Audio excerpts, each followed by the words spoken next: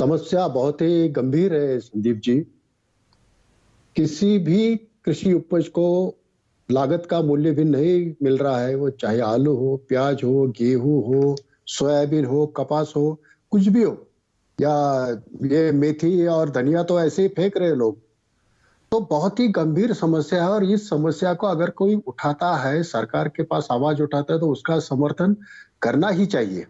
लेकिन ये जो मार्च अभी निकला है, ये जो मार्च है ये महाराष्ट्र के किसानों का रिप्रेजेंटेशन नहीं है। ये बात मैं स्पष्ट कर देना चाहता हूं।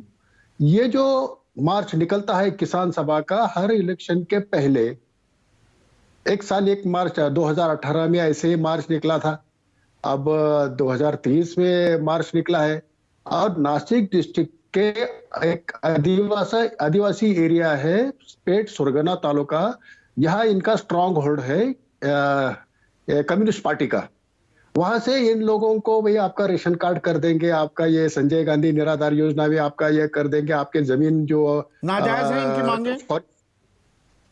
हाँ, मांगे नाजायज मांगे तो मांगे नाजायज नहीं है, लेकिन इन लोगों का इस्तेमाल सिर्फ राजनीति के लिए हो रहा है। यही तो राजनीतिक प्यादा, राजनीतिक मोहरा बनाकर छोड़ दिया है क्या किसानों को तमाम राजनीतिक दलों ने। और किसानों के हित की जहां बात आती है, बड़े बड़े वादे, सब्ज बाग तो दिखाए जाते हैं और पल्ले हाथ किसान के कुछ नहीं लगता। क्या ये कड़वी हकीकत है अनिल घनवत? हाँ बिल्कुल, यही कड़वी हकीकत है। और दुख की बात यह है कि अगर प्याज के दाम बढ़ते हैं, दूध के दाम बढ़ते हैं, तेल के दाम बढ़ते हैं, तो यही लोग हैं जो शहरों में हाथ में लाल झंडे लेके उसका विरोध करने आते हैं। यही वो लोग हैं। अभी प्याज का वो मसला चल रहा है, जब प्याज को इसेंशियल कमोडिटी एक्ट में से निकालने का प्रयास किया था गवर्नमेंट ने, तो यही लोगों ने वहां दिल्ली में जाके सपोर्ट किया और कहा कि ये सब काले कानून हटा दो। उसके नतीजे हम भुगत रहे आज। नहीं, मुझे ये चीज बताइए, 300 रुपए बढ़ाने की सिफारिश कर दीजिए समिति ने, सरकार ने बोला 300 रुपए दे देंगे, उससे काम पूरा हो जाएगा किसान? नहीं, बिल्कुल नहीं। आज लागत मूल्य 20 रुपया है।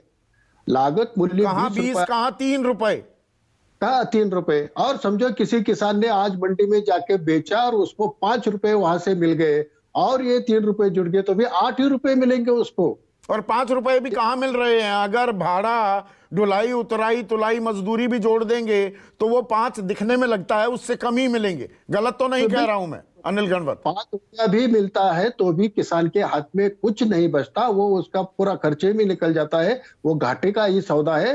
3 रुपए तो ये भीख दी गई है।